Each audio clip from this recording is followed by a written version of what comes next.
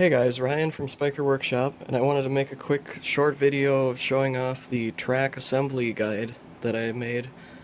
So if you order the kit tracks from me for the 1/6 scale Dragon Sherman, you'll have to assemble them yourself. I also sell them fully assembled too, but if you get the kit, your kit will come with a drill guide, which I showed in the previous video. Check the links below. And then you'll also get this simple assembly guide here, and the way it works is you put the start, if you already started some links, you put them in the pad here like this, and then you load up a bunch of the big track pads. And what's cool is, since the shape is like that down here, you can't accidentally install some of the pads flipped around. And then you load the cover plates on top. And all this stuff you just set loosely up here. And then after you drilled out these connectors, then you go ahead and load in these, and everything will kind of stay where it is supposed to be. I have the jig made to hold everything in place here.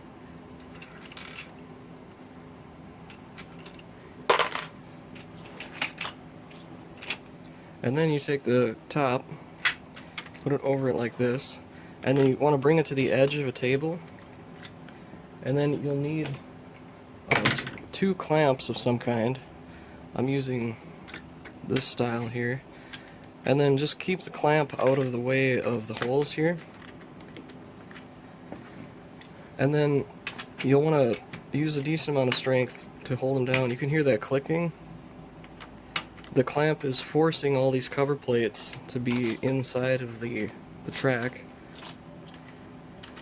And then I recommend using some kind of power drill for this, but make sure that your clutch can go low enough.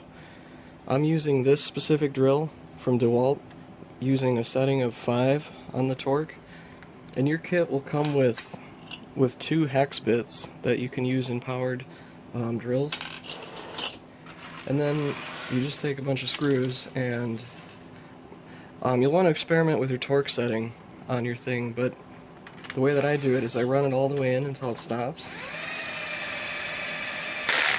And then I'll back it off like maybe half of a turn. And then using this jig, it goes really quick. You don't have to use your hand to hold any pieces in place or anything. Yeah, it just goes super quick with this thing.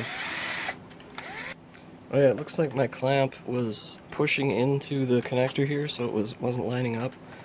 Make sure these are a little bit loose, like this one is actually. Yeah.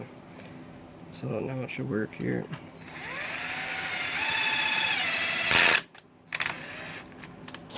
Yeah, if you have a different style clamp that doesn't come so close to hitting those connectors, might be better also. Oops.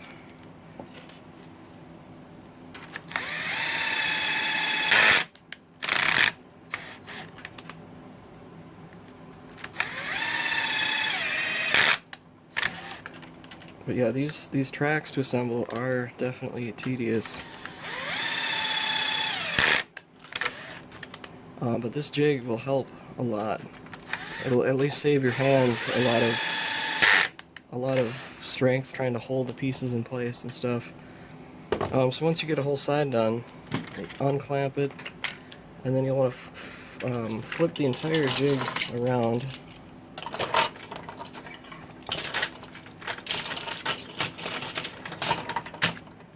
And then do the same thing where you clamp it on this side.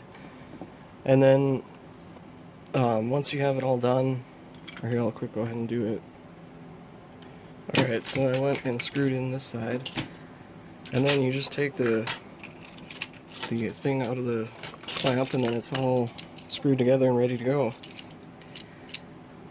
And I was doing it in like 20 links. I would do 20 links at a time and then connect them together. Like here's 40 right here. And I would definitely not even attempt assembling these if you don't own some sort of drill that's capable of doing this, because it's like 680 screws total. This whole pile of screws here is for like one track. I mean, it's a lot of work to get these things assembled, and please don't do it by hand. Save your hands and use some kind of drill for this. If at any times you accidentally strip out one of these heads, if you're unable to get it out, you could always just remove a whole link and then just replace it, because the kit comes with around 10 extra links, like entire link sets. And yeah, once I get these assembled, I'll be making running around outside videos of it driving around. So thanks for watching.